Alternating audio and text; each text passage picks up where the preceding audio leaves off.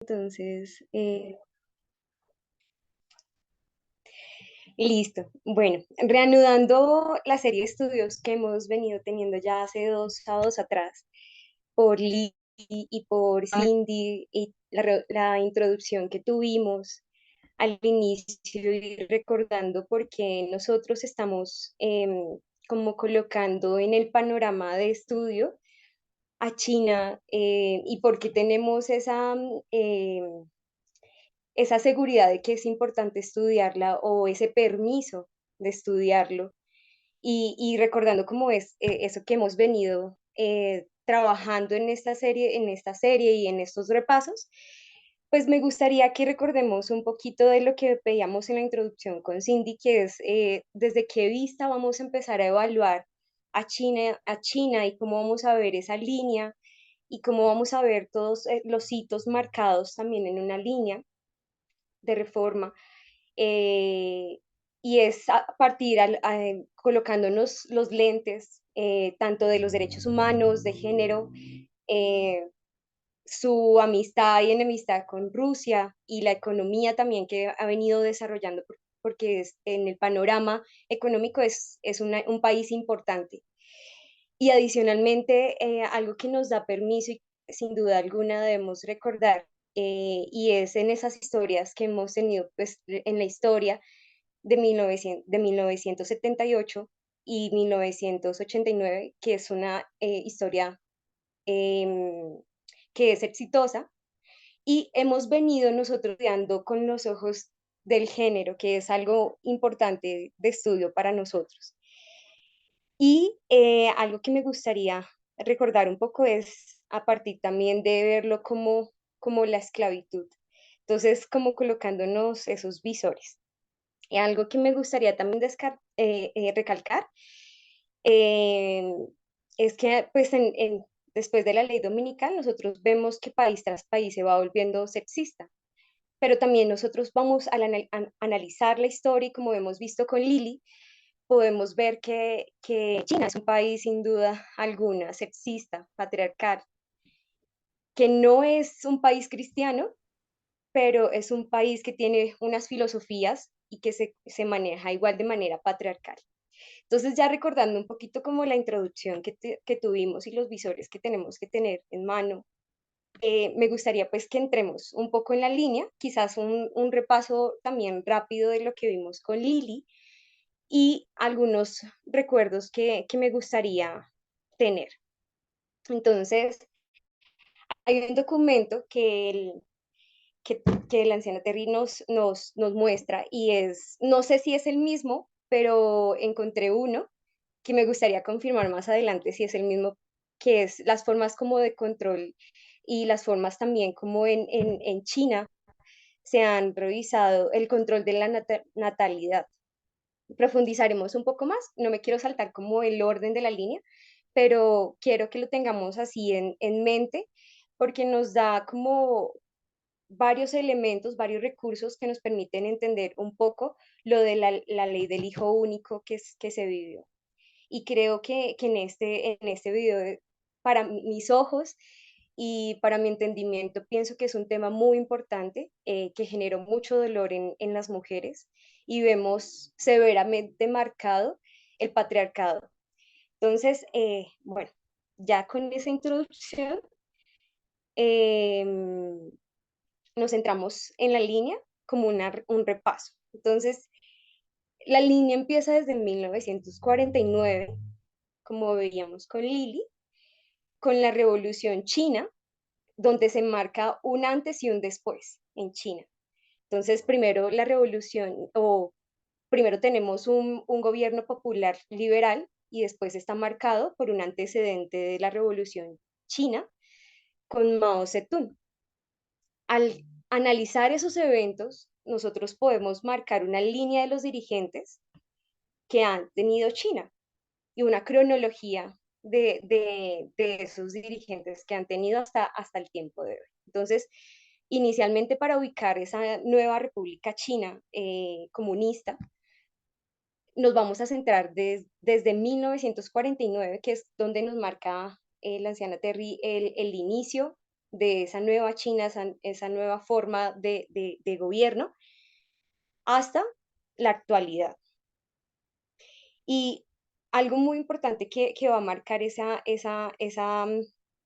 época o ese inicio de la República China es precisamente con este dirigente, Mao Zedong, porque fue, bueno, porque fue con maneras estrictas, vimos que también en el Tíbet, cómo se manejó el problema de manejo social o en contra de las personas que estaban en contra del régimen, cómo mostraron esta postura y cada año nos iba mostrando cómo iba a ser ese desarrollo de cara a la población frente a las personas que estaban en contra, cómo iban a responder. Entonces, bueno, eh, volviéndonos a centrar. Entonces tenemos dos gobiernos, uno que está culminando, pero hay algo que nosotros debemos ubicar y es Taiwán y China. ¿Por qué? Porque en ese momento, cuando hubo ese rompimiento, nosotros vemos que hay dos formas de gobierno, pero adicionalmente que ese gobierno anterior se traslada a Taiwán. Entonces, eso tenemos que ponerlo en el visor porque actualmente se libra una lucha en Taiwán, si es reconocida como República de China o si es independiente. Entonces, todos esos eventos que van pasando van siendo trascendentes en todo el relato de esa nueva China. Entonces, el anterior dirigente huye a Taiwán, que lo vimos anteriormente. ¿Alguien quiere participar? No sé, escuché un... ¿No? Ah, bueno, listo. ¿Libardo? Ok, vale. Entonces vemos en 1959 Qué la pena, división Yuyisita, chino-soviética. acabé de entrar. No te preocupes. ¿Tienes algo que quieras comentarnos?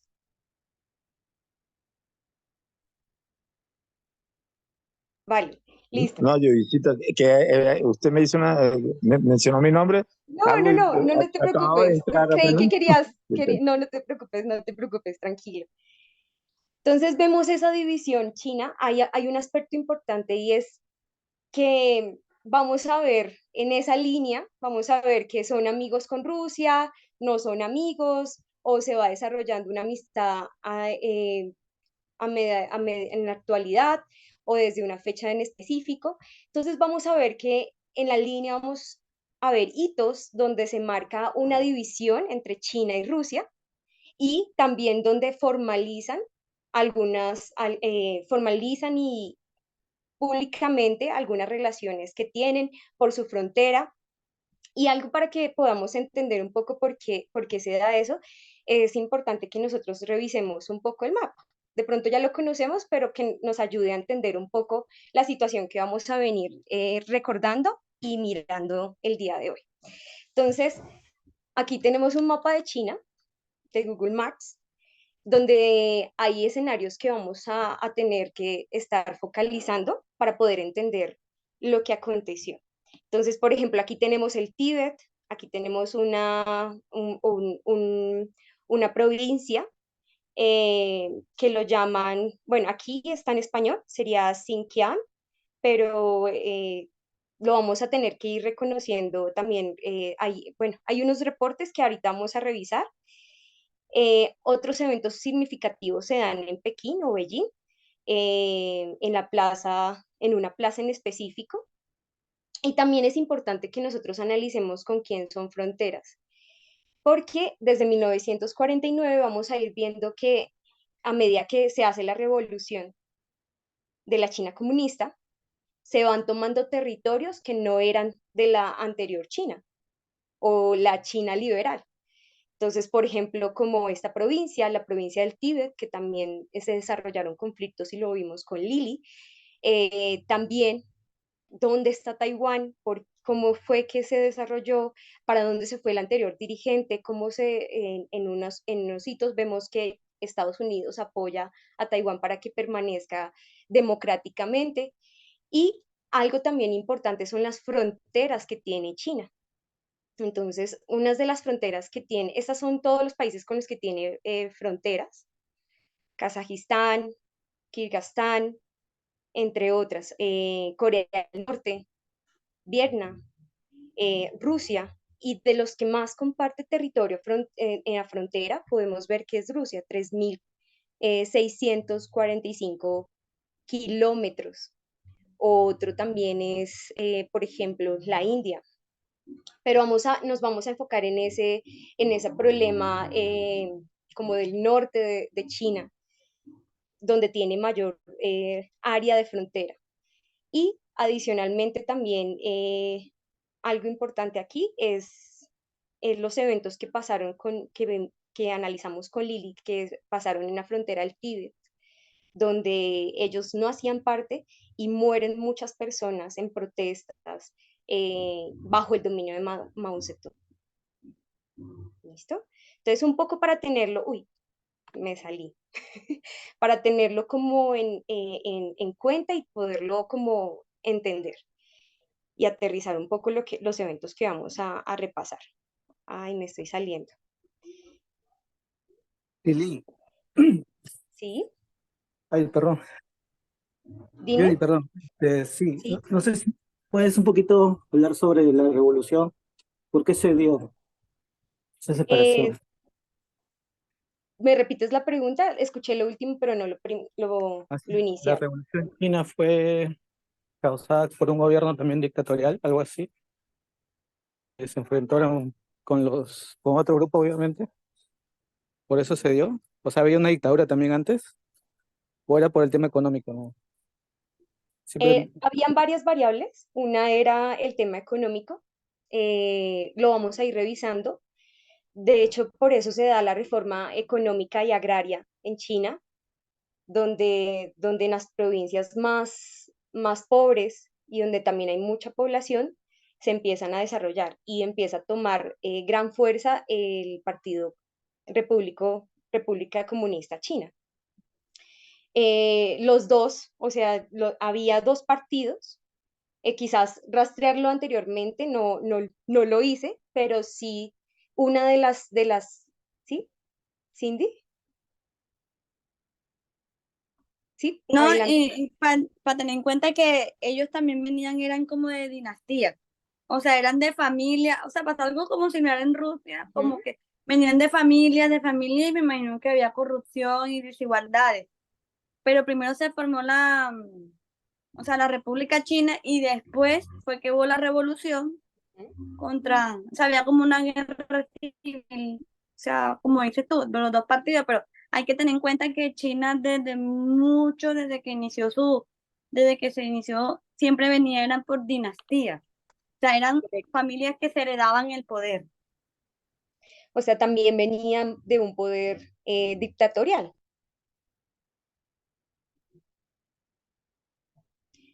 Vale, entonces continuemos, pero gracias por el aporte, Missy. Continuemos un poco con la división que pasa en 1959, que hay varios aspectos que podemos analizar y quizás podemos revisar. Entonces, para recordar cuántas personas murieron y por qué se dio, eh, el Tíbet era independiente, como lo hemos analizado, y también ellos no estaban de acuerdo con el nuevo régimen que se estaba implementando. Y ese es un hito supremamente importante, como les decía, porque marca cómo ese va a ser el comportamiento de ese nuevo gobierno.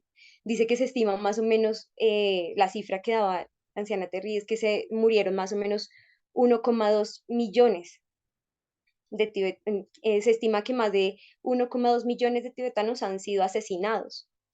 Entonces, hubo una gran masacre en ese momento y muchos retrocedieron, a pesar, o sea, vemos en la historia, de hecho, mirando, por ejemplo, en Human Rights, podemos ver que hasta en la actualidad todavía hay resistencia frente a ese gobierno dictatorial, pero en ese momento, para ganar ese territorio, recordemos también cómo me hace acordar un poco cuando estudiamos las guerras intermediarias, que también se pelean territorio, se pelea economía, pero también esos espacios cómo se fueron ganando.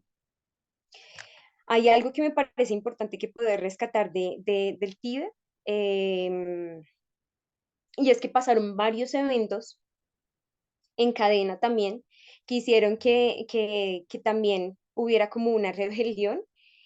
Y, por ejemplo, cuando nosotros vamos a revisar, por ejemplo, algunas imágenes de lo que ocurrió en el Tíbet en esa época, eh, porque resulta que no se sabe cuántas personas en sí murieron.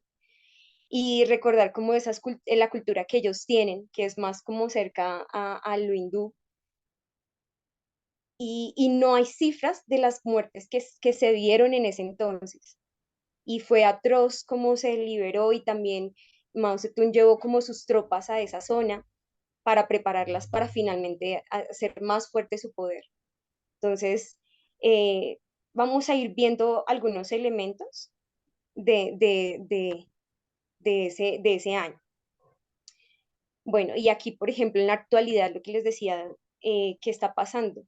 Entonces, sigue pasando lo mismo. El gobierno represivo, eh, todavía se siguen dando marchas, o sea, esa marca de lo que ha acontecido todavía está presente.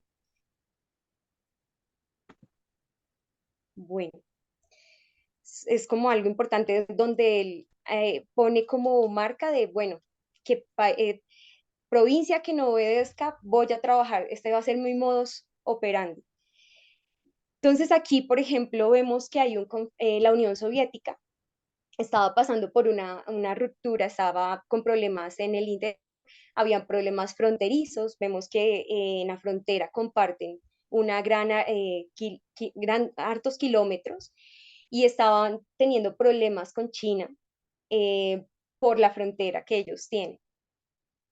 Y se estima que en varios enfrentamientos, primero hubo una muerte más o menos de 77 soldados chinos y 57 soldados rusos, y así de la Unión Soviética, o estaban peleando, pero estaban como intentando mantener el nivel, no irse como a una guerra, no irse como intentando como, venga, no nuestra frontera, pero no peleemos. Y ese es un conflicto importante que se libra en 1969, que nos da una perspectiva, y ese momento es donde se hace aliado de Estados Unidos, o Estados Unidos empieza a reconocer un poder significativo porque veníamos de dos guerras, y ahí China no lo había reconocido todavía en el panorama, pero empieza a ver que es importante con las normas que se hacen, con la entrada del gobierno chino. Por ejemplo, hay algo que se llama el quinquennial, y el quinquennial o esas normas que se hacen cada 5 años, eh, son propuestas desde más o menos el inicio de la República China, y va marcado con algo que es muy importante, que es en 1979, con la renovación o la nueva forma de propuesta económica. Entonces, bueno, así como recapitulando. Em, Aquí, por ejemplo, algo que tomé de un documento, creo que es del New York Times, dice, en 1964, Mao Zedong explicó la teoría de la necesidad de una redistribución de territorios en razón de las relaciones entre la superficie y habitantes en China y en la URSS. Replicó comparándolo con, es un mandatario ruso, lo comparó con Hitler en el sentido de que Mao empleaba las teorías de espacio vital y el dictador, como el dictador nazi, lo puso de esa manera. Entonces él estaba diciendo, nosotros tenemos mayor población, pues requerimos mayor territorio. Entonces, como esa redistribución de territorios en ese tiempo que se estaba dando.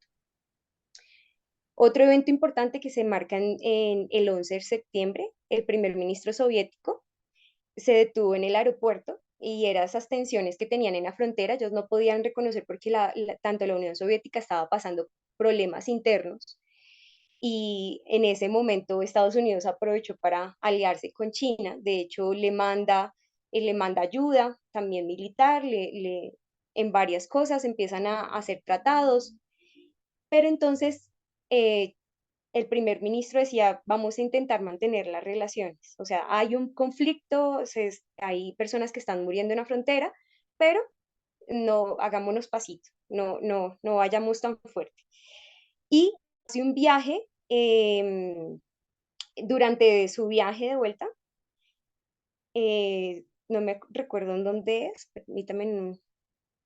Bueno, acá hay una cosa importante. En la zona, en la frontera que tenían, que tenían, que es el líder que murió, que es vietnamita, él va al funeral de este vietnamita y aprovecha para hablar con el primer ministro o su homólogo en China. Y pues tienen algunas conversaciones y hacen algunas negociaciones. Entonces, donde se baja la tensión, sin embargo, eso va a dar paso a unos tratados más adelante para respetar como la frontera, pero no para ser amigos, solo respetar la frontera. Bueno, más o menos reconociendo así como los eventos en 1977, Carter reconoce a la República China la República China del Partido Comunista por primera vez en público. Ya habían sido, habían trabajado juntos, pero por primera vez dice, no, mire, yo considero que la República China Comunista es la que rige China, es la que reconocemos como Estados Unidos, lo dice así. Sin embargo, hay como una doble cara, o los congresistas estaban formando una ley porque precisamente como veíamos, el Partido Liberal se va a Taiwán y Estados Unidos lo que hace es que, bueno, el presidente en ese entonces dice, sí, lo considero como legítimo el poder, sin embargo, el Congreso manda una ley que protege a Taiwán. Entonces aquí podemos ver algunas noticias de ese entonces, por ejemplo, una noticia del País de 1978. Dice, en una ruptura histórica con 3 décadas de política norteamericana, eh, norteamericana hacia Asia, y admitiendo que reconocer el gobierno de Pekín se reconoce simplemente una realidad. El presidente Jimmy Carter anunció en la madrugada de ayer el establecimiento de relaciones diplomáticas plenas con la República Popular China y Comunista. Eso se dio en 1978. Más adelante, en 1979, 1 de enero, ya lo hace un poco más porque ellos venían hablando desde años atrás. Otro comunicado que ya es 25 de octubre de 1979, la concesión de un sistema de preferencias comerciales a la República Popular China, anuncia el martes con el presidente Jimmy Carter, será ratificada por el Congreso sin grandes dificultades y supone un importante paso hacia la consolidación de la todavía recientes relaciones con Washington y Pekín, al enviar al Congreso un acuerdo comercial con la República Popular China. En él se reconocen a esta el estatus de nación más favorecida. Carter hizo algo que venía esperándose desde la primavera pasada. Sin embargo, la concesión de Pekín de ventajas comerciales de las que todavía no disfruta la Unión Soviética. Mientras estaba dando eso, entonces podemos ver lo que les decía con el gobierno, donde ellos lanzan una ley como en paralelo con el reconocimiento de la República China, donde ellos dicen que es la ley que no reconoce la terminología de República China para Taiwán. Y de hecho, hay algo en las implicaciones de esa ley que le permite como esos derechos propios a Taiwán, como les decía, de democracia propia, donde tienen su pasaporte y en su pasaporte los ciudadanos no es que es dependiente de la República China, es decir, solamente de Taiwán. Entonces, digamos, si fuera reconocida como República China, tendría que decir Taiwán, perteneciente a República China o algo así. Pero entonces este es hasta el entonces el pasaporte de los taiwaneses. Algún otro dito importante aquí. Permítame un momentito.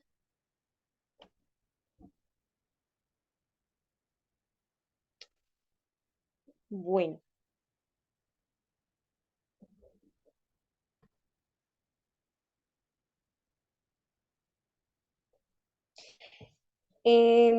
algo importante en esa época, como yo les decía, las reformas que se dieron en 1979 económicas, que vamos a ver aquí, espérenme un momentico.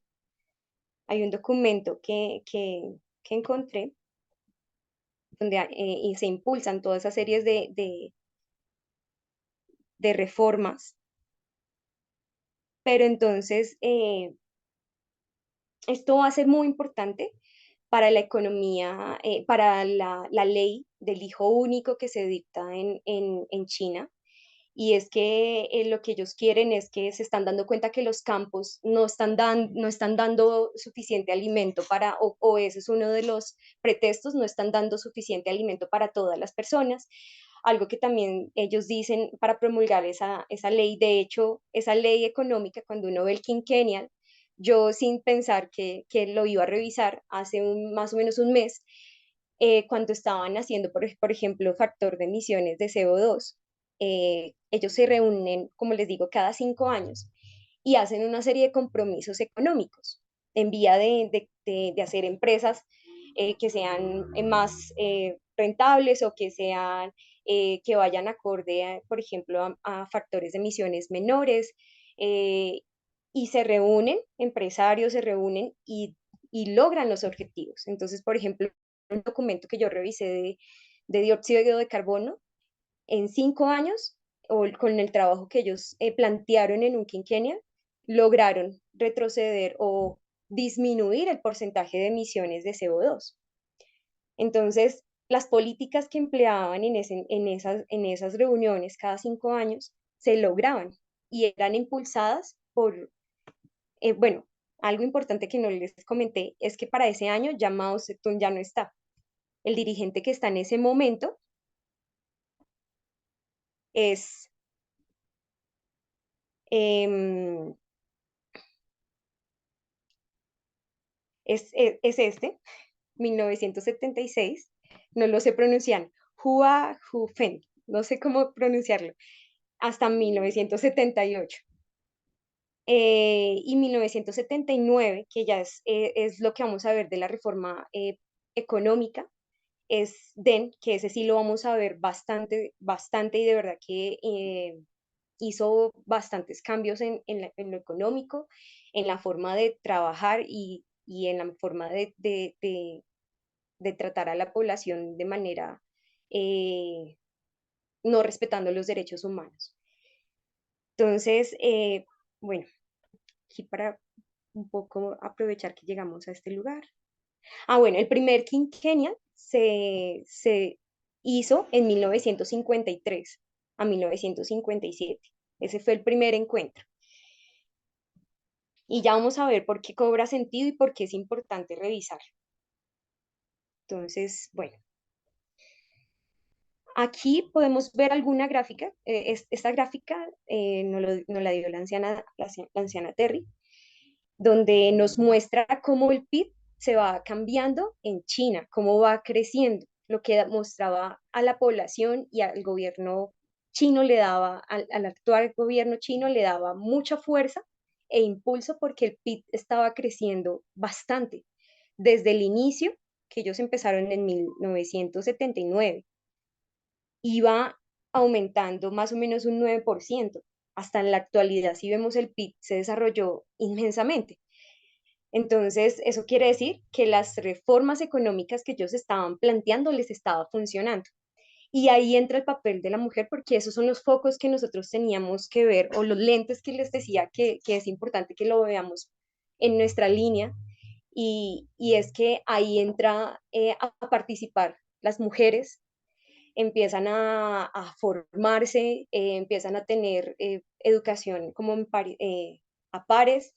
eh, en ese gobierno, en ese momento, en 1979, también los pagos eran casi iguales entre mujeres y hombres, pero resulta que con esta reforma económica también viene una ley donde la mujer va a venirse, o sea, va a ser la más perjudicada, o para los ojos como yo lo entiendo, y es aquí.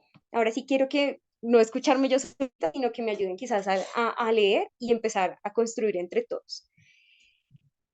Em, listo. Entonces, por ejemplo, aquí, 1979 impone la ley y en septiembre de 1980, recordemos este mandatario, que lo vimos, que fue como el que precede a Mao Zedong, envió una carta verde a todos los miembros del partido de la Liga de Juventud para que consideraran la estrategia que se aplicará en la nueva fase de control natal. Al mismo tiempo, subrayó la urgencia e importancia de su propuesta, más todavía invitó a la pareja en edad productiva a tener un solo hijo. Entonces, quiero que me ayuden a leer esta parte. No sé quién le gustaría empezar leyendo, que me vaya ayudando, digamos. Yo leo. Listo. ¿Ahí Dice, alcanzas a ver bien sí, o lo hago sí, ahí está bien. Ahí está bien. un poquito más? No, si quieres dejar, así está bien. Listo. Vale. Dice, si no se controla el crecimiento demográfico, se producirá un incremento vertiginoso en las 2 próximas décadas que nuestra economía y nuestras instituciones sociales prácticamente no podrán enfrentar.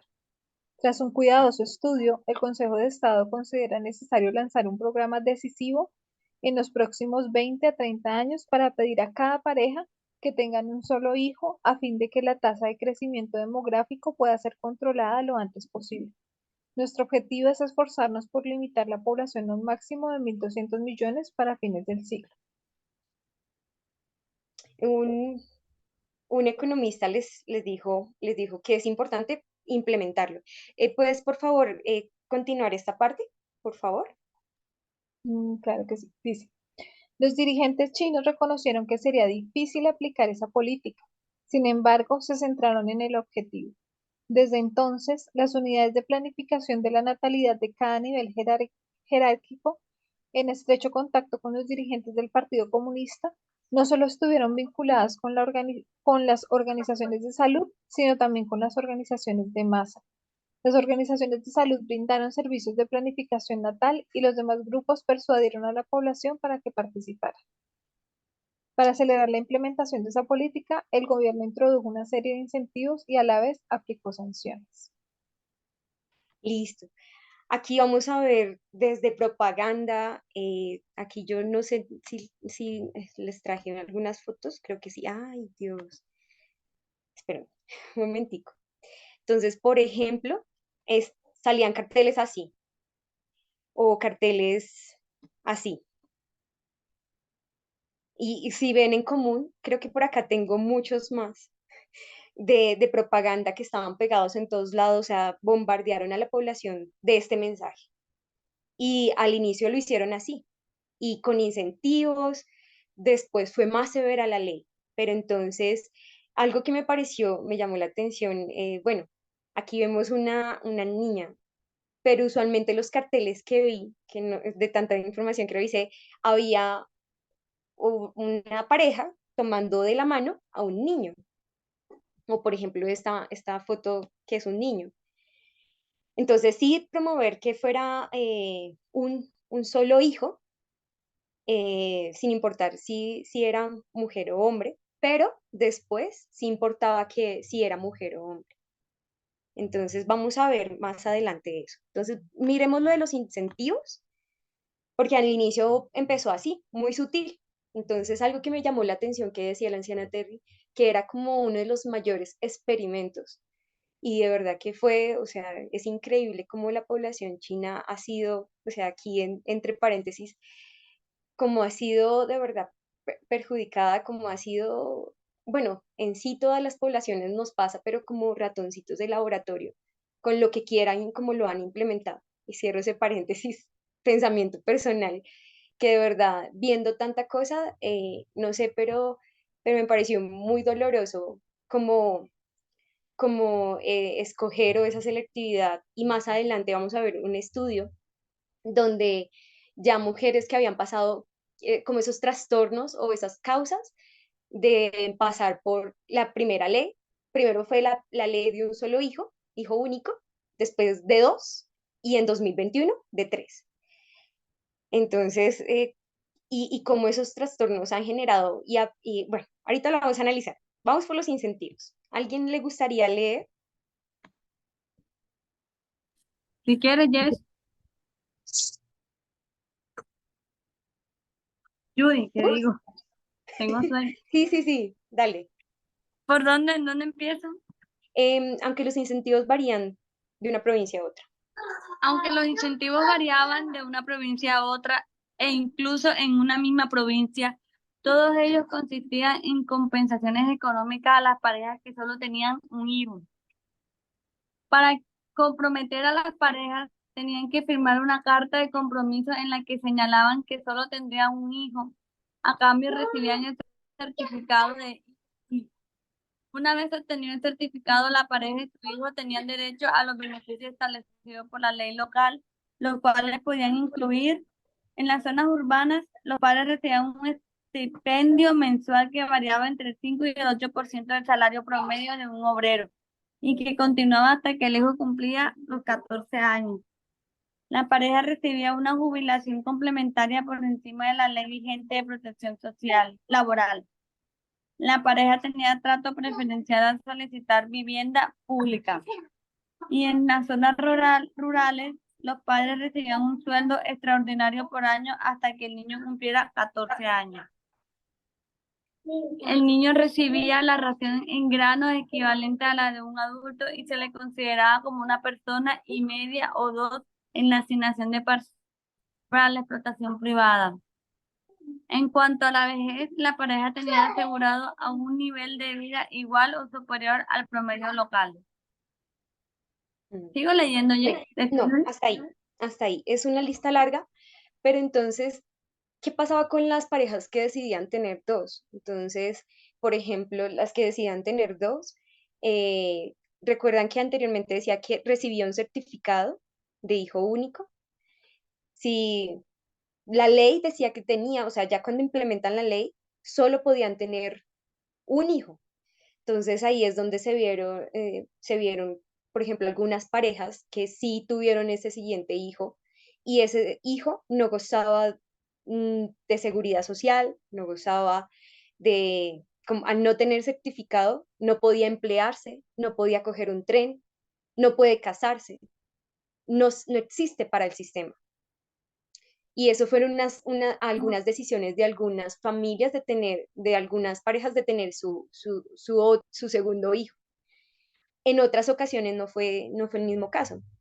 Entonces ahí es donde se empieza a desarrollar el tema de aborto clandestino, donde se empieza a ver el control entre la misma población, si escuchaban que nacía otro hijo más en otra casa, y había una autoridad específica para regular la natalidad. Entonces, ese tema me parece que es importante porque se viene desarrollando desde también esa política económica que tiene. Entonces, por ejemplo, aquí hay unos antecedentes que dice, entonces, ¿cuándo empezó? Em, los incentivos a las parejas que hacen caso, que de verdad sí, sí lo hacen. La política se expande a todo el país. En 1980, primero empieza con incentivos para que las personas lo tomen como, no, es que de verdad que tenemos alta población. Es mejor controlarlo porque la hambruna, porque y empiezan empiezan sutilmente y después sí la implementan más severamente. Bueno,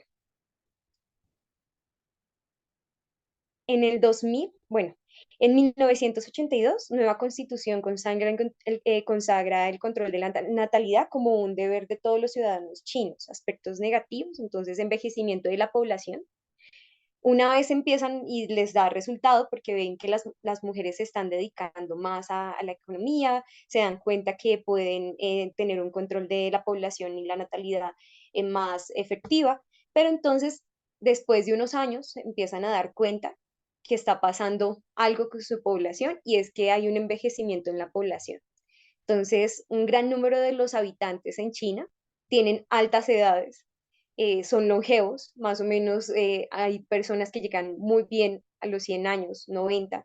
Entonces tienen una alta población de personas adultas, adulto mayor, abortos selectivos y abandono y asesinato de niñas y tráfico de bebés y esposas, esterilización y abortos forzados, multas equivalentes a un año de ingresos. Y cada sección tiene su lado oscuro. Entonces, por ejemplo, en esterilización y aborto se vieron en esos años, se vieron esterilizaciones masivas, donde no eran forzadas, donde no eran legítimas. Y también el asesinato de niñas y tráfico de bebés y esposas. Entonces, por ejemplo, hay un documental que se llama La habitación muerta, si no estoy mal, que lo tengo por aquí. Eh, quiero validar un poco esa información porque sí es dura y Habitaciones de la Muerte se llama. Era un documental que realizaron, fueron especialistas estadounidenses a China a inspeccionar sin ningún permiso fueron a diferentes orfanatos porque más adelante se abren los orfanatos a nivel mundial, primero para Estados Unidos, donde encuentran un mercado donde los niños se venden como un producto a parejas, más que todo iban para adopciones estadounidenses. El 99% de las adopciones eran niñas. Y en este estudio que se realizó o esa investigación que realizaron yendo a diferentes orfanatos, se dieron cuenta que la mayoría de las niñas que estaban en esos orfanatos eran, las mujeres, la mayoría de bebés que estaban eran niñas. Y los niños eran con problemas de discapacidades. No, no problemas, tenían discapacidades. Entonces falta consolidar la persona que más hizo esta información, que es las habitaciones de la muerte. Eran varias personas, pero una de las más importantes era Kate. Y Kate encontró, ella intentaba revisar qué tipo o sea, intentaba revisar el sexo de cada bebé. Entonces encontraba en malas condiciones cómo morían las niñas. Hay imágenes terribles donde, por ejemplo, están sentados y o sea, están con ropa, pero entonces tenían como solamente un espacio para hacer sus deposiciones, pero eran chiquititas. Y ella se fue a validar con cámaras. Allá dicen como el reportaje que se fueron, o sea, se fueron desarmadas las cámaras y entraron y las armaron. Entonces hay ese caso donde se empieza a ver esa parte de la historia. Y también empiezan a encontrar en 6 orfanatos donde se hacían, o sea, no solamente es las niñas que nacían, eh, que eran fuera de la ley del hijo único, no también algunas eran como vendidas por mercado negro, otras morían. Empezó como esa parte que no se relata como muy bien. 2003, en la provincia de Huaixin, no sé pronunciar en chino, padres venden a sus hijas en el mercado negro, ya que no son varones. En 2008 se comienza a estudiar cómo dejar la política del hijo único gradualmente, precisamente por este factor y porque están viendo que las mujeres, o sea, empezó a haber un fenómeno donde habían más hombres que mujeres. Y para casarse, pues no, para seguir la población, porque en parte lo que hace grande la economía de China también es su gente, trabajadores por mucho tiempo, y si no están, ¿sí? Dale. Judy, pero ¿por qué preferían a los niños que a las niñas? O sea, Porque en el o sea, bueno, yo entiendo el control de la natalidad y tal, pero ¿por qué hay preferencias y hay maltrato a las niñas? Al inicio, eso es una pregunta muy importante, y es, al inicio, con Mao Zedong, él inserta en el mercado laboral a las mujeres pagándoles muy bien. Cuando él muere y empieza ya el otro mandatario, que es Deng Xiaoping, no sé si así se pronuncia, él empieza a mostrar la verdadera cara, porque en ese momento ellos lo que necesitaban, en este momento, lo que necesitaba era gente para laborar, mujeres, hombres que laboraran para crecer la economía y cambiar la economía china. Ya más adelante empieza a mostrar, porque el comunismo o sea, utilizó a las mujeres para poder hacer la reforma, pero cuando ya se establece, empiezan a mostrar esa cara. Entonces, vemos, por ejemplo, acá hay un artículo que ya iba para allá, por eso te digo que es importante, que nos puede dar como una mirada un poco más de lo que te estoy diciendo.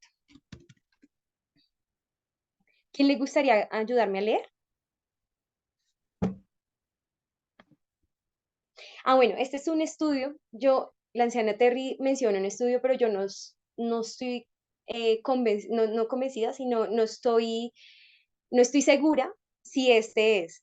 Ella menciona a una reportera y también menciona un estudio. Sin embargo, este estudio es bueno, y este estudio nos permite analizar, ¿cómo se llama? Aquí está.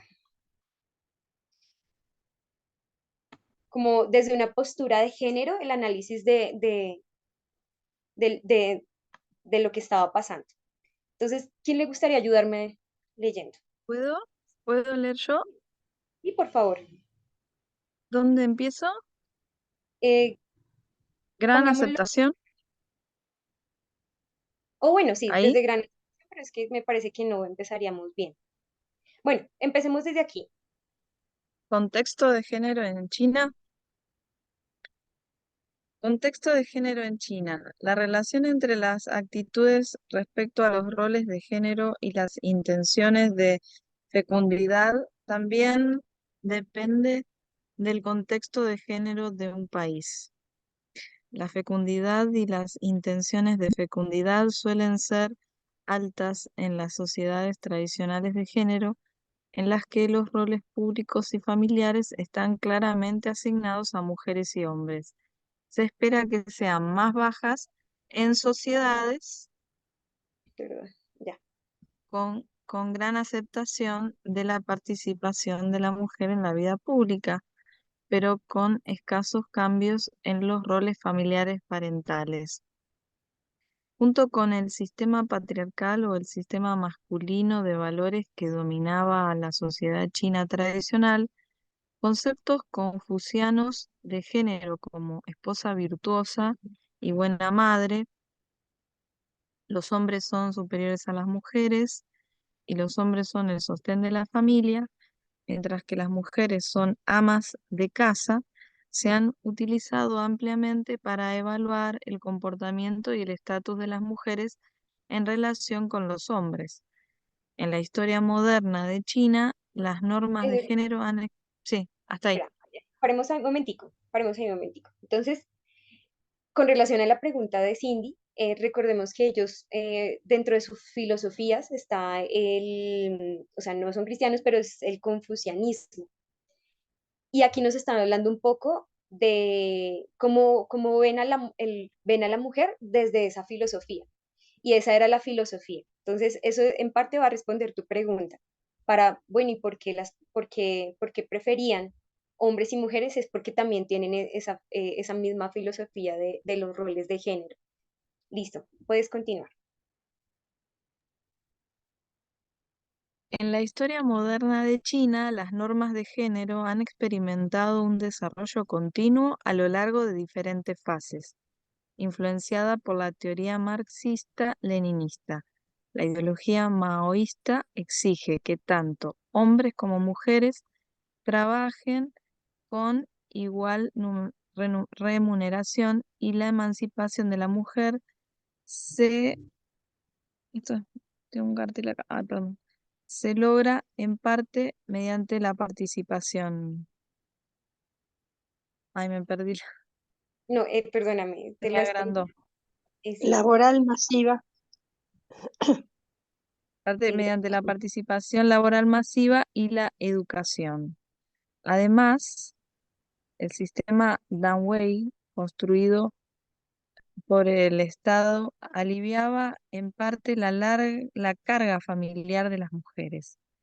Las tasas de empleo de las mujeres chinas eran altas y las diferencias salariales entre hombres y mujeres eran bajas durante la era Mao.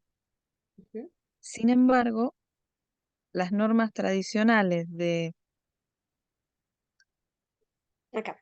Sin embargo, las normas tradicionales de género y la división genérica del trabajo permanecen en gran medida inalteradas en China, ya que incluso durante los periodos de relativa igualdad en el sector laboral se mantuvieron las estrictas divisiones de los roles de género en la esfera privada de la familia.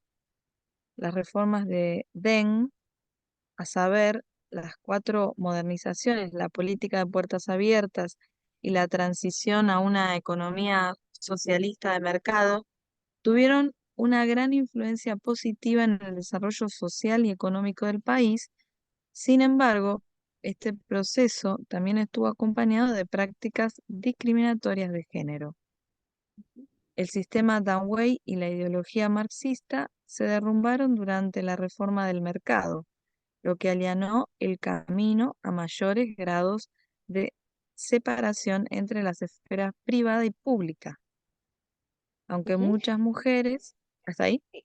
Sí, entonces ahí vemos, ahí nos está confirmando un poco lo que hemos venido desarrollando y es, empieza como a proponerse como sí, o sea, vamos a darle igualdad a las mujeres, aunque ellos tenían esa filosofía, tienen la filosofía del confucianismo y cómo debe ser la mujer y los roles de género para ellos. Pero entonces vemos que está trazado inicialmente cuando necesitaron a las mujeres, pues no, vamos a usar dice que las mujeres igual que los hombres, pero una vez empieza en la implementación económica, se deja de un lado y ahí empieza a hacer como esa persecución de las mujeres nuevamente. Si quieres, terminamos esta partecita. Graciela, tú tenías también... No, la estaba ayudando cuando se perdió. Vale, Sí, sí. Ahí donde, aunque muchas aunque muchas mujeres mujeres, que esa parte con es educación, importante. Sí, por favor. aunque muchas mujeres con educación y habilidades podían competir con los hombres en el mercado laboral, la discriminación de género en el mercado aumentó al mismo tiempo. Cohen Wang, Sang. La creencia en el, la creencia en el esencialismo de género, que enfatiza la diferencia biológica y considera a las mujeres como mano de obra inferior, revivió como parte de la tradición patriarcal en la China posterior a la reforma. La búsqueda de la eficiencia en el marco de la economía de mercado hizo que la igualdad de género quedara gradualmente relegada a un segundo plano. ¿Hasta ahí? Hasta ahí.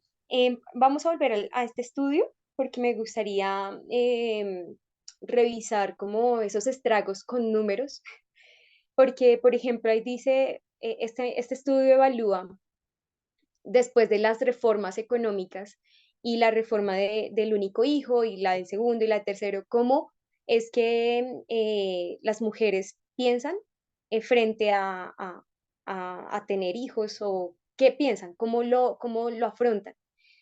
Entonces vemos, como recapitulando un poco, China empieza a darse cuenta que el experimento que desarrolló le funcionó por un momento porque se enfocó en el desarrollo económico, había mano de obra, mujeres y hombres estaban trabajando, pero se dio cuenta que la población ya empezó a decaer em, la tasa de fertilidad, no de natalidad, de fertilidad. Entonces, creo que por acá tengo una gráfica. Permítanme la ubico, ¿dónde está? acá está.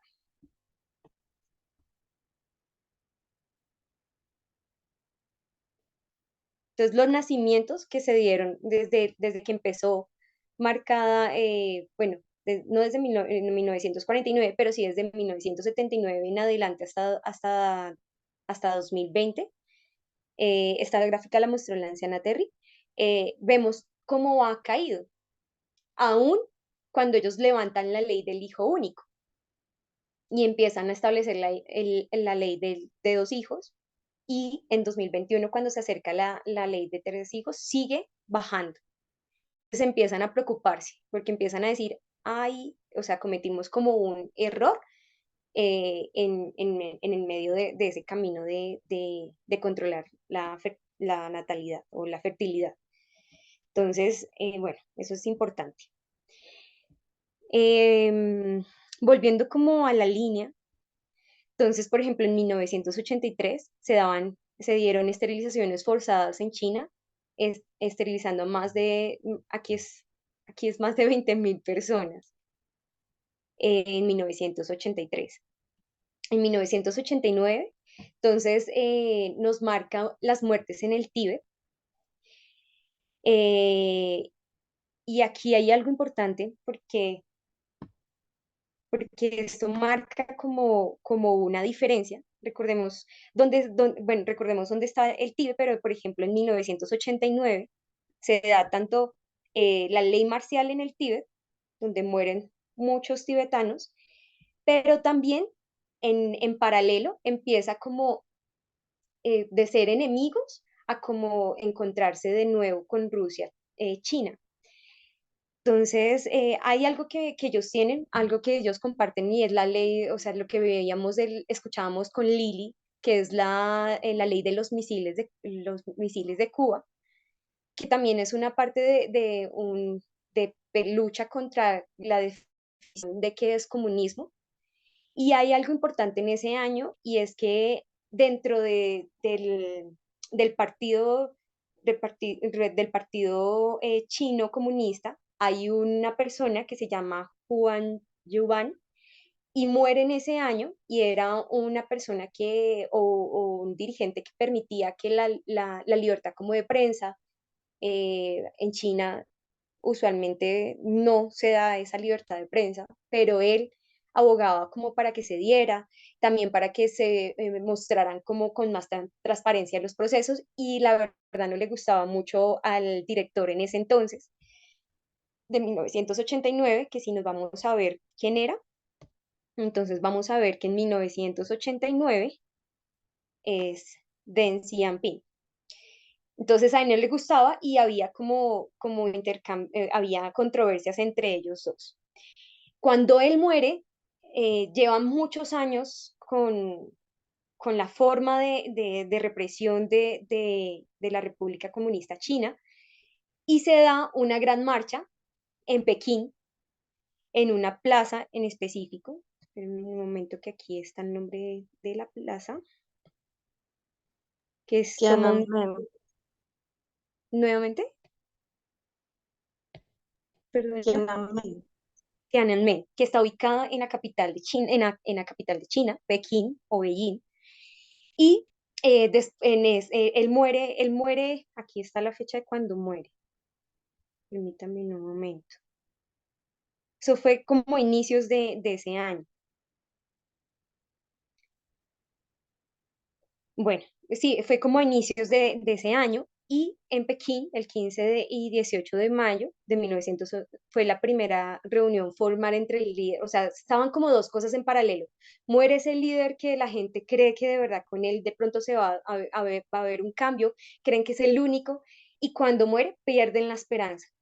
Y todo eso desatado por años desencadena en marchas continuas entre estudiantes, también algunas personas que están políticamente activos, también se da entre profesores, se reunieron muchas personas en contra del gobierno, en contra del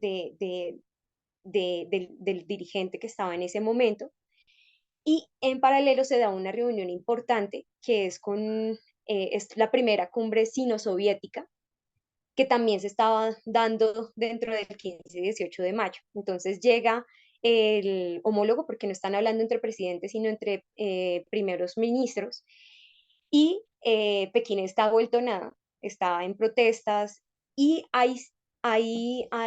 inicialmente no había informes. The New York Times informó más o menos de cuántas personas murieron. Unas hablan de miles, otras hablan de mucha más cantidad de personas muertas en esos 2 días que se libró como esas más grandes manifestaciones. Y aunque hubieron muertos, la gente seguía protestando. Pero resulta que finalmente llegan tanquetas, no tanquetas, eso se llama diferente. Aquí se llaman tanquetas, pero no es eso. Espérenme un momento, les muestro algunas fotos.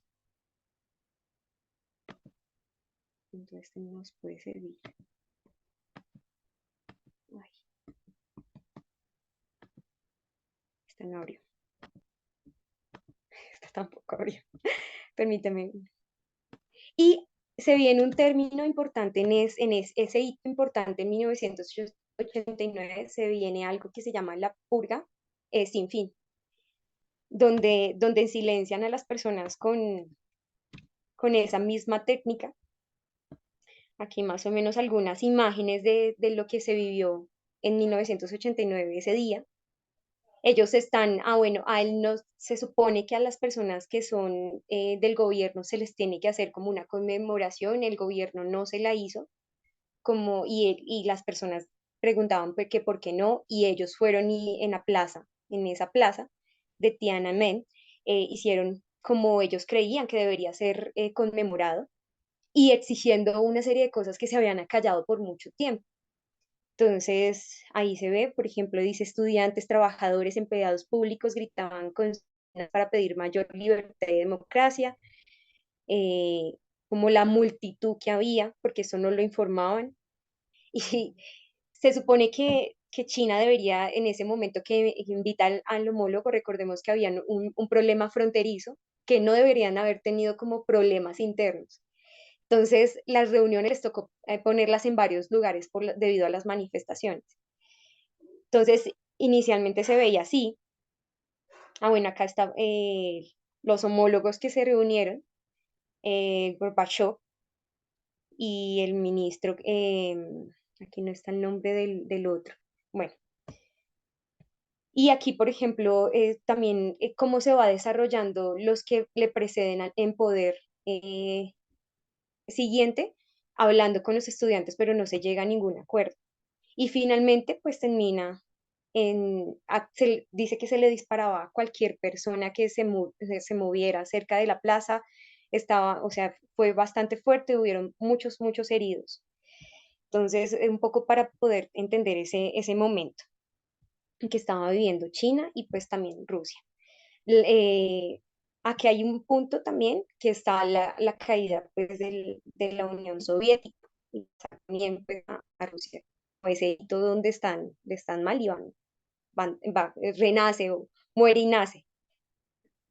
En 1991, entonces los orfanatos, se abre oficialmente esos orfanatos, y las adopciones internacionales, que yo estaba viendo algunas historias donde se vio que, porque, por ejemplo, muchos de las niñas adoptadas, que más o menos estudios españoles y estudios estadounidenses muestran, pues, cómo sufren psicológicamente estos chicas adoptadas.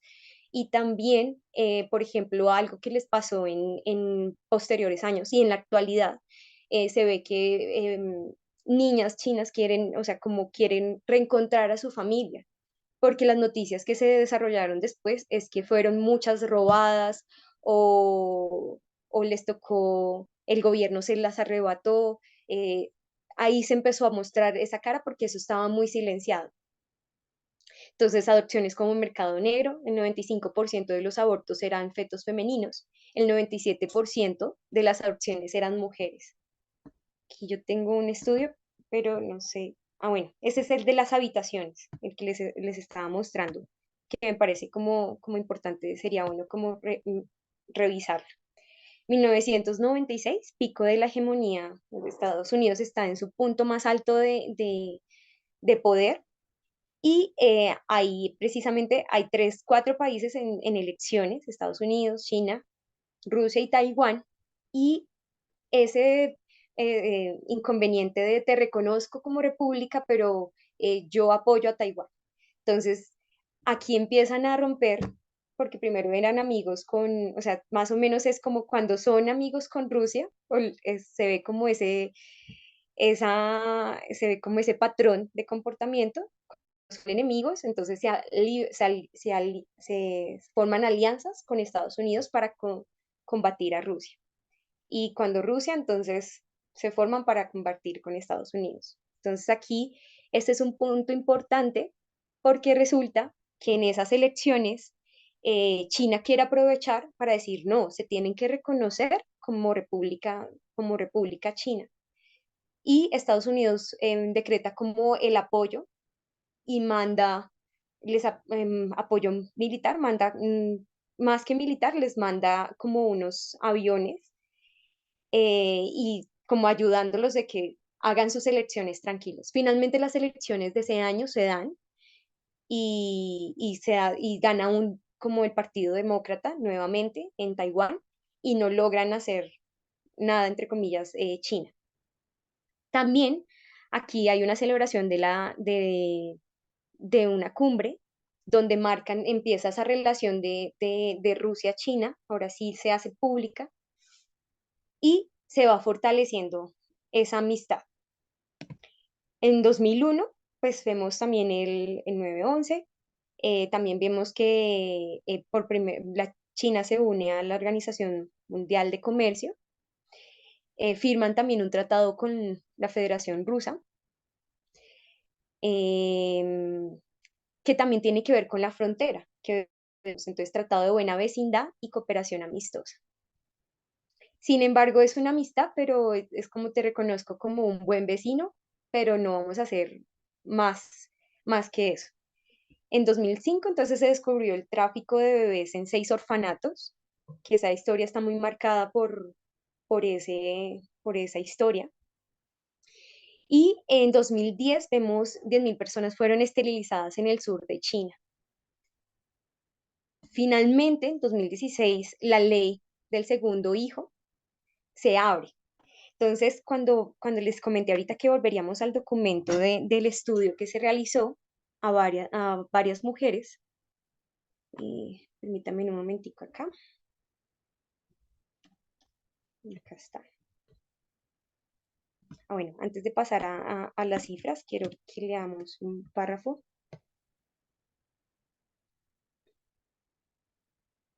¿Quién le gustaría leer? ¿Matías?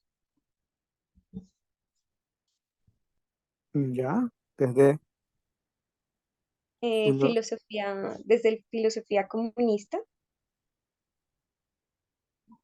Bueno, ok. desde acá mejor. Recientemente, Ok, sí, sí. Recientemente, varios estudios han informado del resurgimiento de la tradición patriarcal confuciana en China. A pesar del desarrollo socioeconómico, según León, bajo la influencia del núcleo de la filosofía. Ujú. de la filosofía del confucianismo, en la que las relaciones humanas se formaban y desarrollaban dentro de un mundo centrado en el hombre, el progreso doméstico, organizativo y nacional de las mujeres ha sido limitado. Las ideologías han surgido bajo el sistema colectivo comunista, fueron empujadas de nuevo al ámbito de los roles sexuales y los desequilibrios de poder más tradicionales, como menciona He. La revolución de género en China fue desigual, a pesar del desarrollo económico, la urbanización, la industrialización y la globalización. Las relaciones de género, especialmente en la esfera privada, están cada vez más reguladas por normas tradicionales.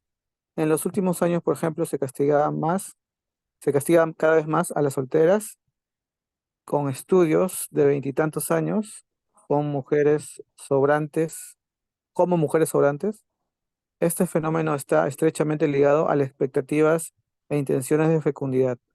Según la encuesta realizada en la provincia china de Shanxi en 2015, más del 75% de las mujeres en edad fértil coincidían en que la finalidad del matrimonio era tener un hijo. Esto indica que las normas tradicionales de género siguen desempeñando un papel importante en los conceptos y comportamientos individuales de matrimonio y fertilidad en la China actual. Listo. Gracias, Oh, Matías. No sé si tienes algún apunte que te eh, parezca importante. bueno, Bueno, supongo que el tema ujú. de la mano inferior, que eso también quisiera investigar, o sea, por qué ellos llegaron a concluir que la mano de obra de la mujer era más débil. Supongo que explotaban, porque siempre escuché eso, ¿no? De la explotación en China, y quizá los hombres eran más resilientes, no sé, o no sé si alguien sabe de eso, pero bueno, perdón. No entendí bien la pregunta, perdóname. Este, hubo un momento en que los dos trabajaban y había dos factores creo que hicieron que ya dejaran pues esto, oh, perdón, ya como que discriminaban más a las mujeres, el tema de la fertilidad, y otros decían que su mano de obra era más débil, pero la segunda parte sí no sé cómo llegaron a esa conclusión. Eh, ¿Te refieres cuando hablamos, o sea, primero hubo como insertaron a la mujer en lo laboral y después, ¿por qué ya no? sí, exacto, exacto. Precisamente, precisamente es esa, o sea, la reforma económica que va acompañada de una serie de paquetes como de acciones, porque la reforma económica es transversal a muchas cosas. Entonces, una de ellas era controlar la natalidad. La verdadera filosofía del confucianismo, como se dice ahí, no es la que empleó Mao Zedong al inicio.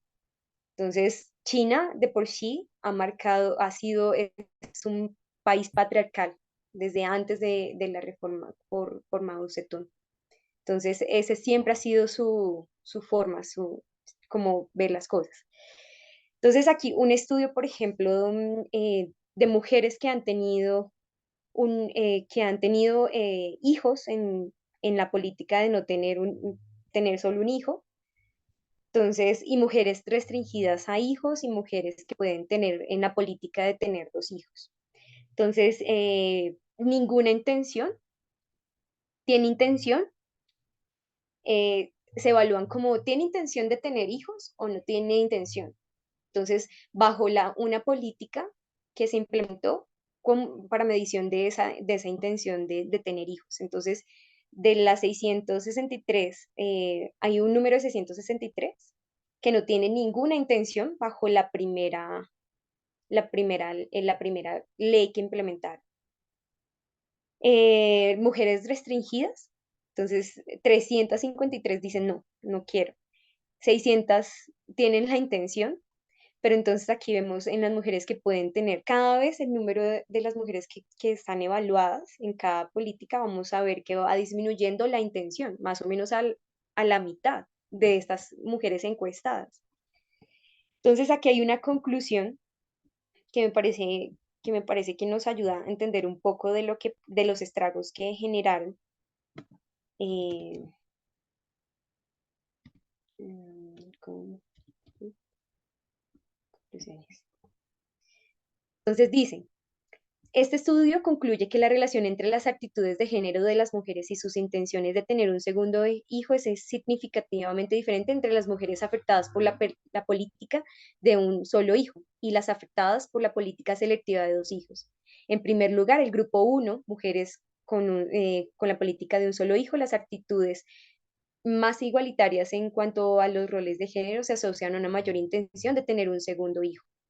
Sin embargo, en el grupo 2, mujeres que se les permite tener dos hijos, encontramos la relación contraria, es decir, las mujeres que tienen actitudes más igualitarias en cuanto a los roles de género son menos propensas a tener intención de tener un segundo hijo. ¿Y por qué es importante esa conclusión? Veíamos una gráfica que nos mostraba la preocupación, porque de ahí en adelante se hicieron muchos estudios del gobierno chino, dice, bueno, restringimos, ahora hay menos cantidad de mujeres en nuestro país y ahora qué vamos a hacer, se nos va, yo me pongo a pensar así, como se nos va a acabar la mano de obra y empiezan a preocuparse y entonces dicen, bueno, vamos a tener que tener la medida, ahora el experimento va a ser, van a poder tener 2 hijos. ¿Y qué les pasa cuando implementan esa política? Que al inicio como que medio sube y antes de subir, como que desciende. Precisamente también las mujeres se dan cuenta de cómo están trabajando, cómo están siendo como restringidas y se dan cuenta que no, o sea, ya las mujeres que están, porque mucho decía que, por ejemplo, lo que leíste tú, Matías, la parte de la sección que leíste, decía que más o menos de los 20 de los 30 hacia abajo, las mujeres que las instan a casarse y las que son más de 30 les tenían un término. El término es sobrantes, mujeres sobrantes, o sea, que ya no sirven, o sea, según para el gobierno chino. Y cuando implementan la de 3 hijos, esa tendencia de no querer tener hijos, las mujeres ya no quieren hacerlo. Entonces ven que en esa forma de ver la igualdad, ven que no, o sea, que para poder lograr ese concepto o bajo ese régimen es simplemente no tener hijos, no tener el segundo hijo. Entonces,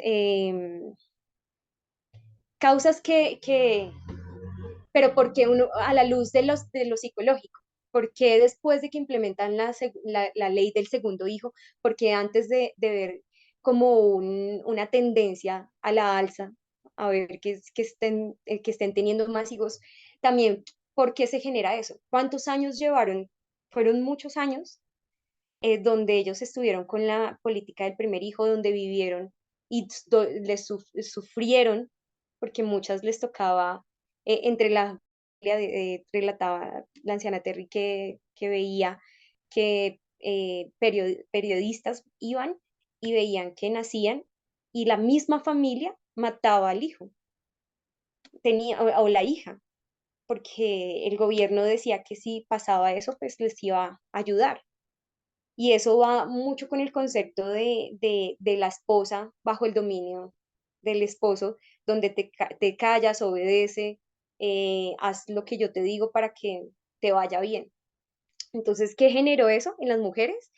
Pues yo no voy a tener un segundo hijo porque hay tráfico de mujeres, hay esclavitud, hay laboral y también se vio muchos casos donde amarraban, donde la cultura o la mente que ellos tenían era de tener a las mujeres para tener hijos, no todas las parejas, pero algo que se veía es que mujeres discapacitadas las vendían para solo tener hijos en una época.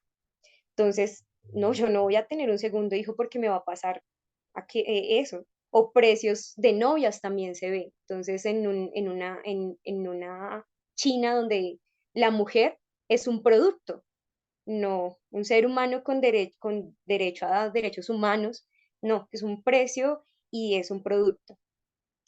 En la actualidad se ve. Entonces, vendían a las mujeres, a sus hijas, por un precio. Tratar a las mujeres como propiedad.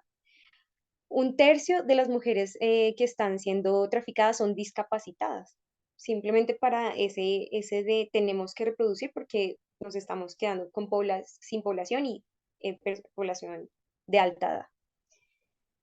Em, Finalmente, en 2021, la ley del hijo único es abolida. Y, bueno, esto ya se los comentaba, y China elimina la regla de los 2 hijos y autoriza que las parejas tengan 3 hijos. Cuando nosotros vemos un árbol de decisión, o lo que el economista dice que una persona tiene dos, entonces cuando hicieron la de las dos, entonces hay dos personas que eso es un modelo de 2 a la n.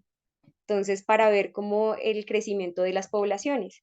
Entonces, 2 traen 2 y en esa generación pues ya van a haber cuatro y ese es el crecimiento exponencial que ellos estaban dictando cuando la regla del segundo hijo. Entonces, lo mismo que pasa entonces cuando viéndolo no como, o sea, es increíble ver cómo el control de la natalidad, por cuánta población me va a servir para producir, porque entonces, ¿qué pasa si tiene un modelo de dos, perdón, 3 a la n? Entonces, ¿cuántos va a tener? Y en vía de eso, bueno, aquí quiero compartirles algo. Ay, no, ¿qué hice? Ya, ay, auxilio. Ay, Diosito. Ya.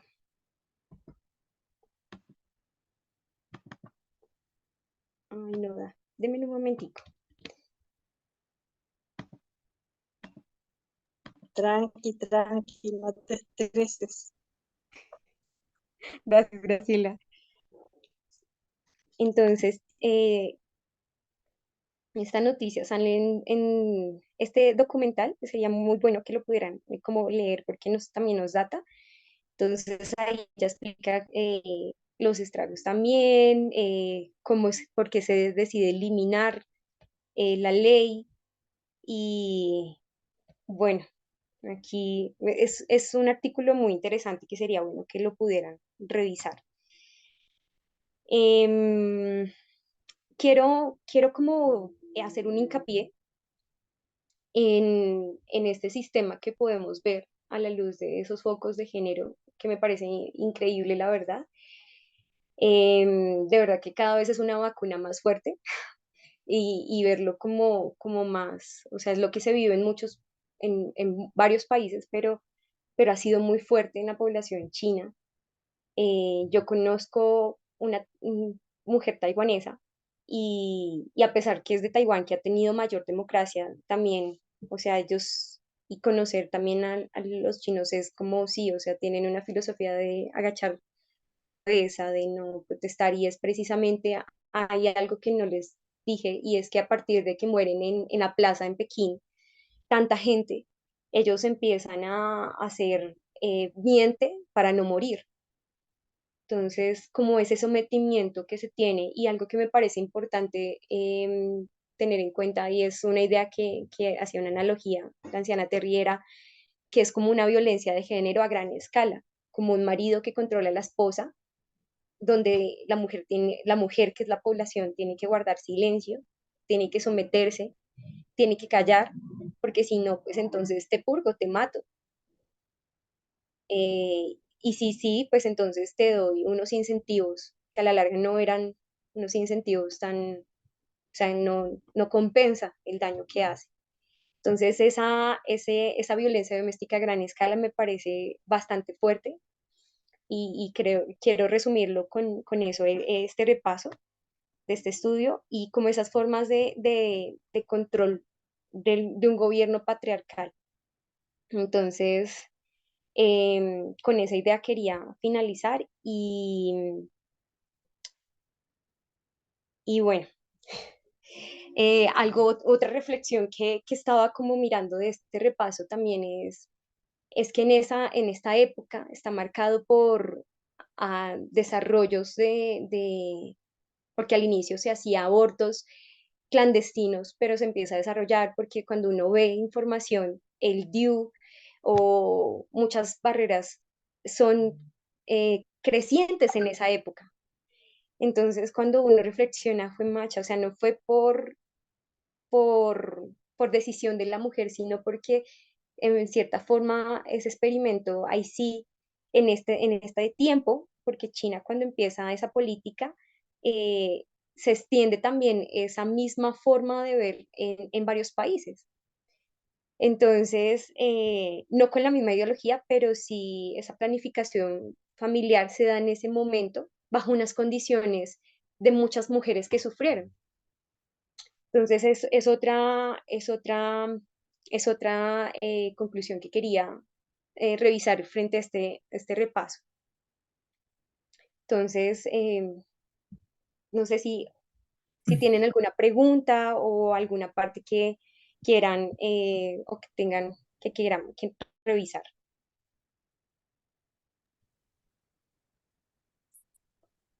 Sí, bueno, yo escucho algunas personas que son, hablan de economía o de, bueno, de temas políticos también.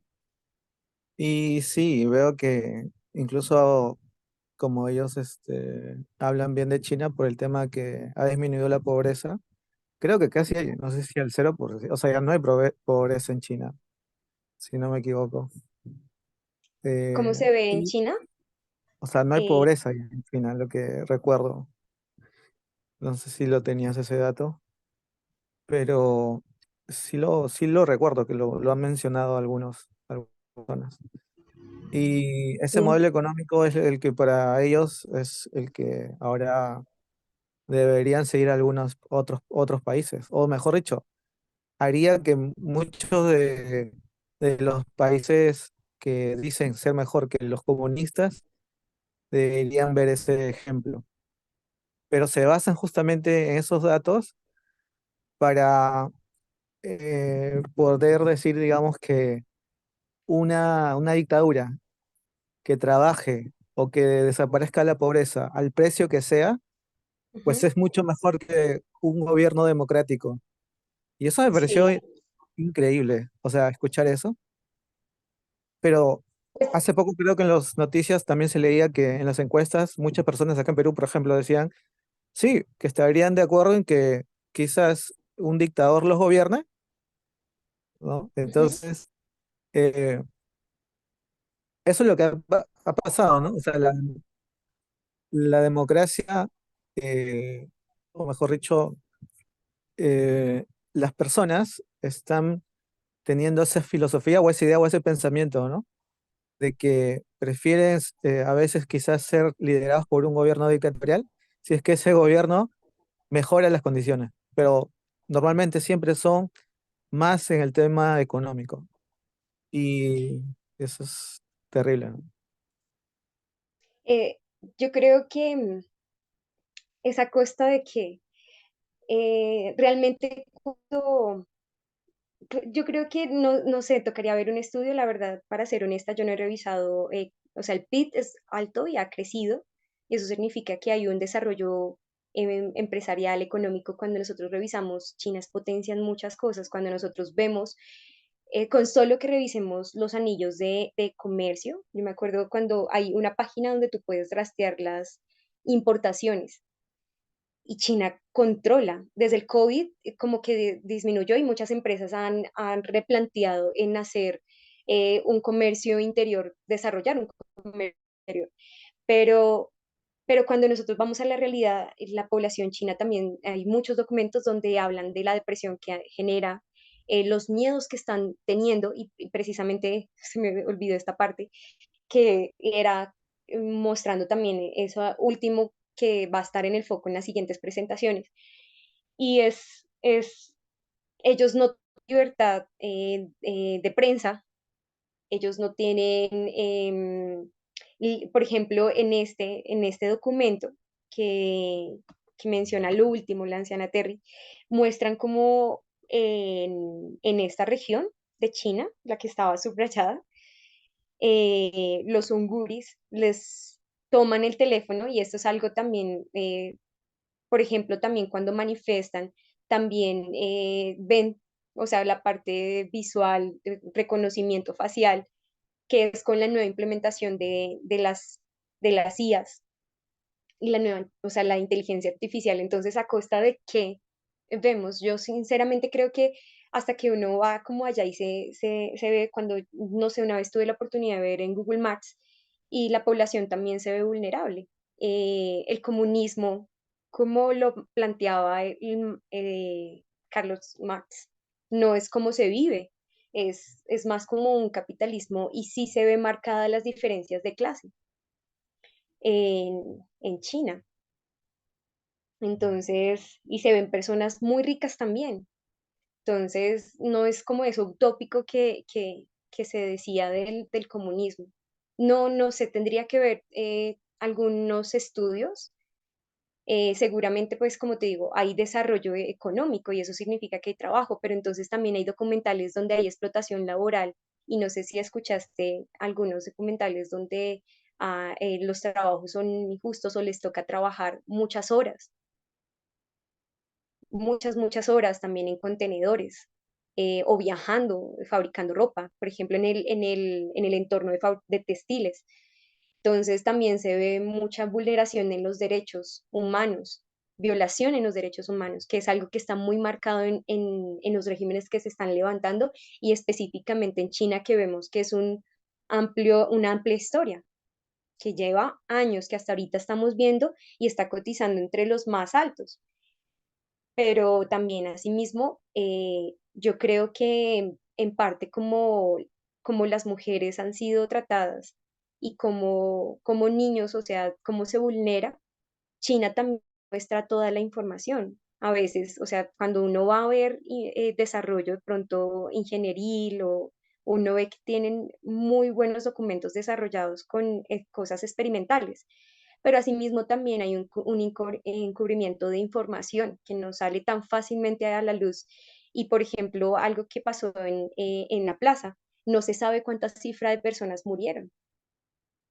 Y asimismo pasa, porque allá controlan continuamente las manifestaciones. Entonces eso me da una vista de cómo económicamente, ya esa es tu pregunta, va a ser la condición de ellos. También se ve mucha migración. En la anciana Terril hablaba precisamente se compartió un testimonio ahí donde ella le cuenta una mujer que es hija de padres chinos y cómo intentan huir a otros países. Entonces, el irse del país también es una tasa, esa tasa de sección también es un índice de mirar cómo está económicamente el país y esa diferenciación de clases. Y quizás para cerrar esa pregunta que me hiciste, por ejemplo, que sí es importante revisarlo, es que en esta provincia eh, están desde el 2021 y hay noticias actuales también. Ay, se me cerró. No. Donde, por ejemplo, en esta página, esto es el 4 de mayo, muy cerquita de la presentación de la anciana donde dice programa de búsqueda telefónica vulnera los derechos de los uiguris. Los uiguris son no como de la filosofía del confucianismo o del budismo, sino son de más como, ay, se me olvidó ahorita, como de los musulmanes y ellos están aprovechando desde el 2020, desde el 2001 de la caída de las Torres Gemelas, irse en contra de esta población. Y China, la forma de retener todas las poblaciones es a la fuerza. Entonces, era otro apunte que quería concluir y recordar. No sé si tienen alguna otra pregunta. Sí, solamente allí la parte de cuando él hizo esa pregunta, la mayoría de los regímenes comunistas y socialistas, así como en Venezuela y como también lo estaba diciendo Judy ahora, ellos sí ocultan, tuercen la información. Por ejemplo, en el caso de China, ya, ellos lo que hacen es totalizar los ingresos de una persona en conjunto con toda la familia. Y si es verdad que no es todo, no es en todos lados de China. Por ejemplo, Hong Kong, que es una república autónoma dentro de China, sí es parte de China, pero digamos es una provincia autónoma. Allá existe el índice por millonario más alto por minuto. O sea, allá por minuto una persona se vuelve millonario y más alto, de, o sea, es lo más alto de todo el mundo, sí. Pero lo que tampoco dicen es de que allá solamente se toma en cuenta, por ejemplo, no para los millonarios, sino para la gente del común, lo toman el total de ingresos de esa persona, parte de todo el total del ingreso de una familia. Entonces, por eso no es pobre. ¿Por qué? Porque mira, la familia cuánto gana, ¿ya? Entonces, ¿cuánto gana la persona? Lo mismo que gana la familia. O sea, como que si totalizaran todos los ingresos de la persona. Una cosa y la otra es de que, por ejemplo, allá mismo también en Hong Kong no hay sistema de No hay sistema, por ejemplo, ni de pensiones, ni de jubilaciones. O sea, allá tú sobrevives es con lo que ya tú pudiste ahorrar y ya. Si tú quieres investigar sobre la pobreza de China, puedes también buscar la pobreza en Hong Kong y tú vas a ver que allá existen habitaciones jaula, ya, o casas jaula, que le llaman así, porque la densidad poblacional es tantísima que no hay suficiente vivienda para todos y la vivienda y el metro cuadrado es tan extremadamente caro que la gente tiene que vivir en hacinados básicamente en jaulas. Y allá una de esas jaulas te puede costar $700 de Hong Kong, ¿ya? Y la gente, el salario mínimo allá es de ¿qué será? Unos $900 de Hong Kong. O sea, solamente viven para vivir en jaulas. Así es allá. Y allá viven mucha gente así. O si no, en un espacio súper reducido donde viven marido, mujer, un niño o niña. O sea, allá el tema de la pobreza sí es real y sí existe. Entonces no es de que ellos lo erradicaron, sino de que ellos manipulan los datos, así como en Venezuela dirán de que allá también no hay analfabetización, que perdón, no hay eso, no hay analfabetas. Claro que sí los hay, solamente que igual que en Cuba, solamente que allá los gobiernos comunistas sacan esas noticias para poder hacer quedar bien a su propio gobierno. Ya en Venezuela sí hay analfabetos y en Cuba hay analfabetos, pero entonces una de las primeras cosas que sacó Chávez fue, oh no, aquí erradicamos la tasa o sea, la tasa de analfabetismo la redujimos a cero. Eso es mentira. Igualmente allá en China, ¿cómo es que van a reducir a cero la pobreza? Si uno se mete a ver cualquier documental y eso está documentado, la pobreza ya es grave también en China. ¿Y cómo no va a ser si de tanta gente el metro cuadrado es súper carísimo? Es muy difícil vivir allá. En ciudades grandes, sí. Gracias, César, por el apunte. Ujú. Yurna y Cindy tienen la manito arriba. Felicito. Ay, perdona. Sí, yo no los puedo ver. Espera, dejo de compartir y con eso ya cerramos. Ujú. Cindy tenía Edu- la manito primero. No sé si Cindy quiere hablar primero. No, me confundí, o sea, se me hundió. Ah, bueno. Ok. Sí, perdón. No, por ahí quería aportar de tener en cuenta que es el problema, o sea, para mí evidencia, tomo lo de Matías, de decir el tema de la democracia, creo que en el mundo eh, teníamos expectativas, la humanidad entera tenía expectativas en la democracia. Por ejemplo, aquí en Argentina, cuando vuelve la democracia, el presidente decía, con la democracia se come, se educa, se cura. Este, eso por un lado. Por otro lado, eh, vemos en los riesgos que la situación de China, por un Ya. lado, es potencia. Por un lado es potencia que le está haciendo frente a Estados Unidos, por otro lado vemos que va en caída. Sí. Y otra cosa más, digamos, yo creo que ver a China nos evidencia lo mal que hace el patriarcado en general. Ya que, por ejemplo, aquí en Argentina no tenemos un gobierno comunista ni socialista y sin embargo el país está yendo a pique, ¿no? Nuestro presidente ama el capitalismo, el libre comercio, este, y sin embargo, bueno, eh, hay cada vez una desigualdad más grande y eso hace que no pueda, sea ingobernable cada vez más el país. Y eso perjudica la economía. Bueno, eso quería dar. Gracias. Muy importante tu aporte. Gracias, Edu. Es verdad.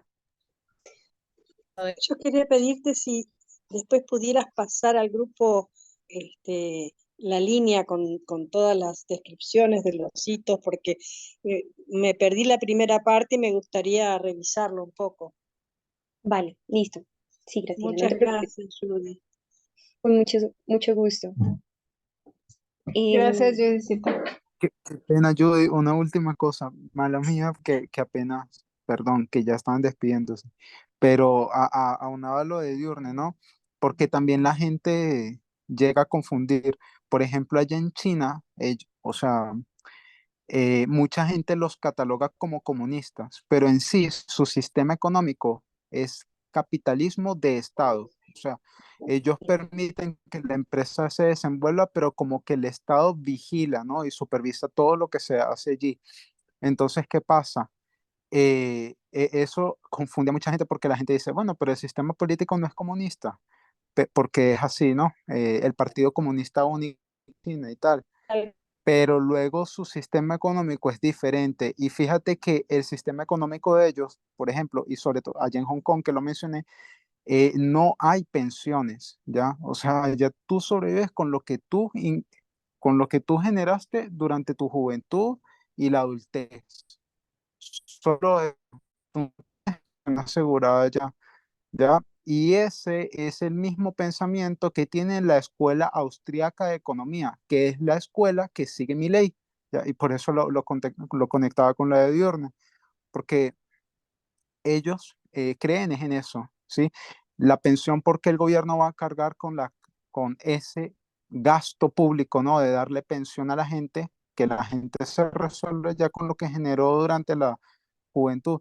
Entonces, para que vean que sí existe hipocresía mucha también en esos sistemas políticos que dicen que son comunistas y que al final de la historia son básicamente la misma cosa que también otros que te venden, no sé, villas y castillas como allá en el gobierno de Milei, y ahora hoy en día la gente la está pasando mal también por esas decisiones de recortar el gasto público, pero o sea, es que es lo mismo. Es básicamente la misma cosa. La extrema izquierda y la extrema derecha parece como que si estuviesen cada vez más cerca. un buen apunte. Y creo que eso lo mencionaba la anciana Terry también, no creo, lo mencionó. Y esa puertas también nos deja ver de cómo va a ser el comportamiento de aquí en adelante de muchos gobiernos. Entonces, es duro, es difícil ver todo eso. Ujú. ¿Puedo Y decir algo? claro, claro, Vivantes, Respecto a lo adelante. que respecto a lo que acaba de decir César, que el gobierno carga con un peso durante mucho tiempo con la persona que llega a adquirir una pensión. Lo que pasa es que aquí en Colombia le, le retienen a los empleados una porción de su sueldo durante el tiempo que trabajen. Entonces, cuando lo pensionan, le están devolviendo, es lo que él ahorró durante ese tiempo, es lo que aquí se le devuelve. Eso es. Y así creo que funciona ¿Sí en la me dice, mayoría de sí, países. sí, sí me dice entender? ¿Me entendieron?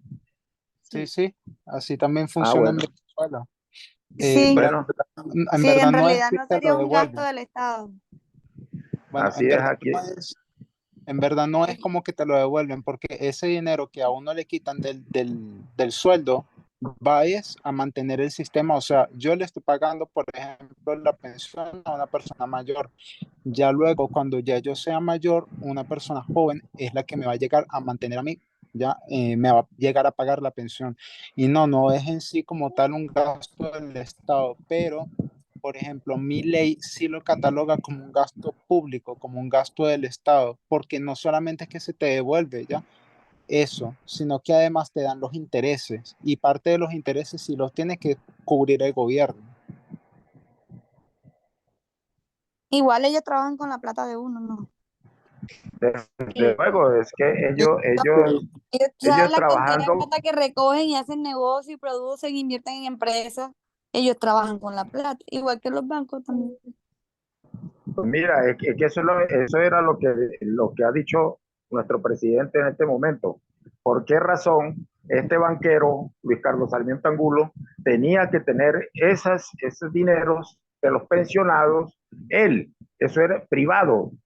Para él era el que estaba fructando y lucrando de ese dinero. Entonces, ¿qué es lo que decía Petro? Que eso tenía, era que el Estado era el que tenía que hacer eso, no él, ¿ya?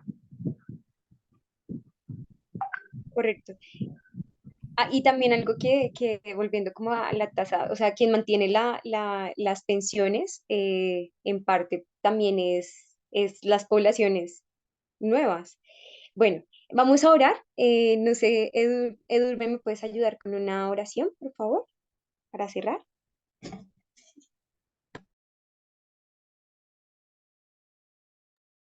¿Yo? Sí, sí, por Ah, favor. bueno.